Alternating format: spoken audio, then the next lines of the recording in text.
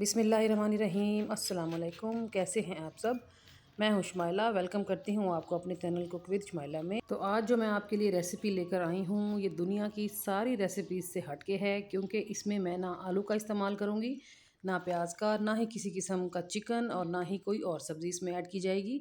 तो ये हल्के फुल्के, बहुत ही खस्ता, ऊपर से क्रिस्पी और अंदर से एकदम जालीदार, बहुत ही मज़ेदार होंगे ये, जो कि शाम की चाय के लिए, बच्चों के लंच बॉक्स के लिए, मेहमानों के आगे सर्व करने के लिए, हर काम के लिए परफेक्ट होंगे इंशाल्लाह ताला। तो चलिए शुरू करते हैं। तो एक बाउल मैंने ले लिया है, उसमें मैं डाल रही हूँ 1 कप बेसन और उसमें मैं डाल रही हूँ आधा कप के बराबर पानी।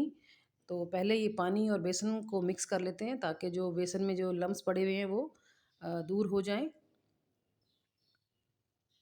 तो विस्कर की मदद से देखिए कितनी आसानी से ये हल हो गया है पानी में। अब जाएंगे इसमें कुछ पाउडर मसाले। सबसे पहले नमक है, काला नमक है आधा चम्मच है रेड चिली फ्लेक्स, आधा चम्मच है ज़ीरा पाउडर, आधा चम्मच है धनिया पाउडर, आधा चम्मच है गरम मसाले का पाउडर और चाट मसाला भी आधा चम्मच ही डाला है। आमचूर का पाउडर मैंने 1 चम्मच डाला है, हल्दी डाली है थोड़ी सी और चिकन पाउडर भी मैंने इसमें ऐड किया है 1 टीस्पून भर के, लेकिन ये ऑप्शनल होता है, अगर आपके पास हो तो आप लाजमी डालिए।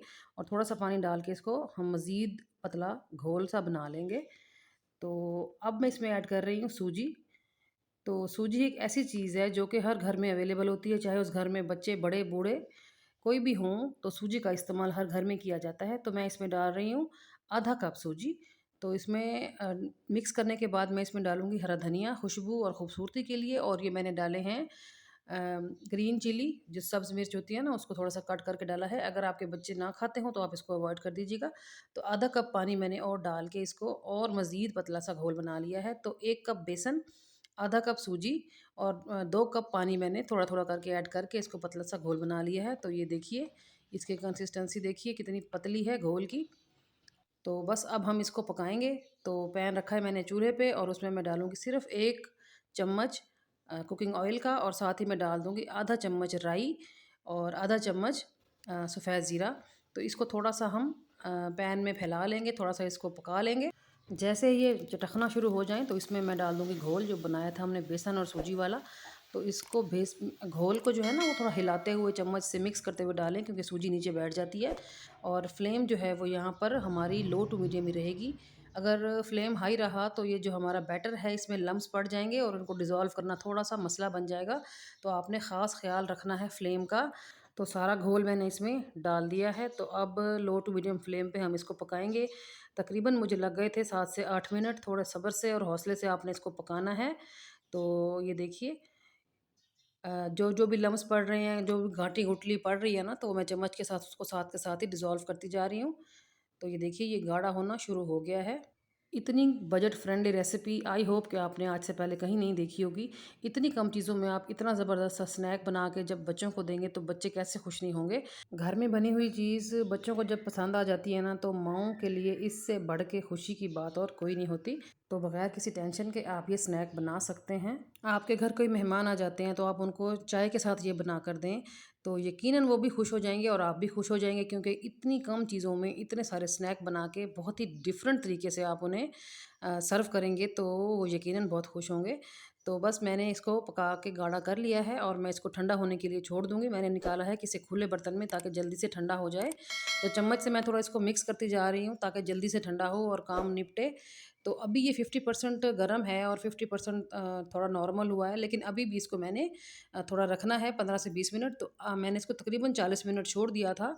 तो ये 40 मिनट के बाद जो है वो बिल्कुल सेट हो गया और मुकम्मल तौर पे ठंडा हो चुका है। तो अब हम स्नैक बना लेंगे।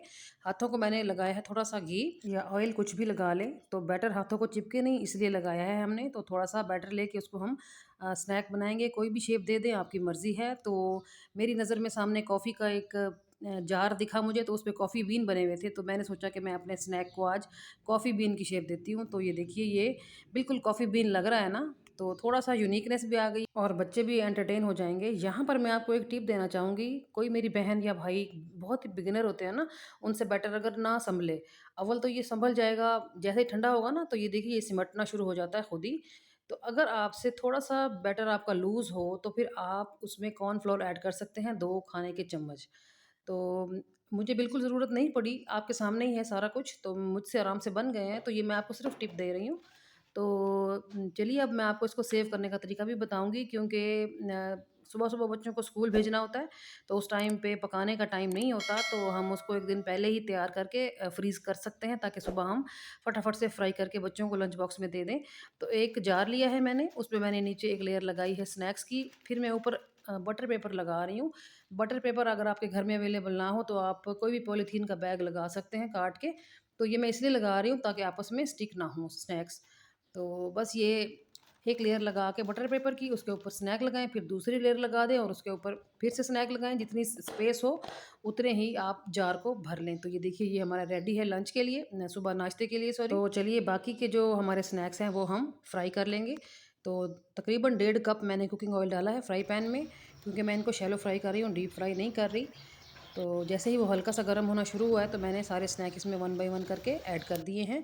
तो शुरू-शुरू में आपने बिल्कुल नहीं छेड़ना, तकरीबन 2 से 3 मिनट, जैसे ही आपको लगे कि नीचे से सेट होना शुरू हो गया है ना, तो फिर आप इसको किसी ऐसे चम्मच के साथ आपने घुमाना-फिराना है जो इनको डैमेज ना करे। तो फ्लेम को आपने यहाँ भी मीडियम ही रखना है, हाई पे नहीं लेके जाना, वरना ये अंदर तक नहीं सिकेंगे।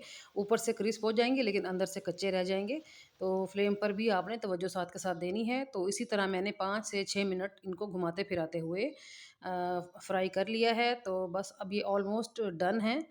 तो कलर देखें आप कितना प्यारा सा आता जा रहा है, स्लाइटली गोल्डन सा।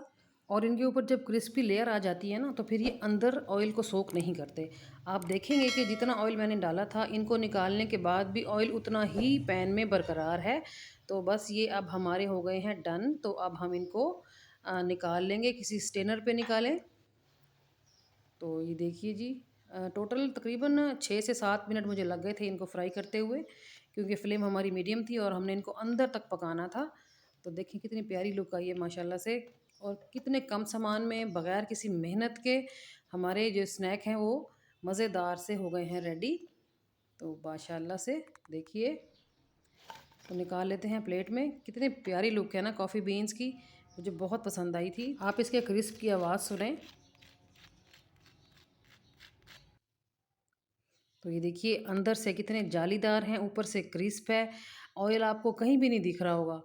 थोड़ा-सा जो है ना तवज्जो से अगर आप चीज़ को बनाएँगे ना, तो माहिराना टच उसमें ऑटोमेटिकली आ जाता है। लापरवाही से बनाएँगे तो फिर ज़ाहिर है चीज़ वैसी नहीं बनेगी जैसी हमें चाहिए। तो ये देखिए जी, हर दाना क्रिस्प है, हर दाना अंदर से जालीदार है और बहुत ही मज़ेदार है। तो शाम की चाय आपकी बहुत ही एंटरटेनिंग होने वाली है। तो अगर आपको मेरी रेसिपी अच्छी लगी है तो ज़रूर लाइक कीजिएगा और प्यारा सा कमेंट भी दिया करें। चैनल को ज़रूर सब्सक्राइब करके जाइएगा, क्योंकि मैं डेली ऐसी ही नई और यूनिक रेसिपीज़ लाती रहती हूँ। तो चलिए आज के लिए इतना ही। अपना ढेर सारा ख़्याल रखिएगा और मुझे रखें दुआओं में याद। ओके जी, अल्लाह हाफ़िज़।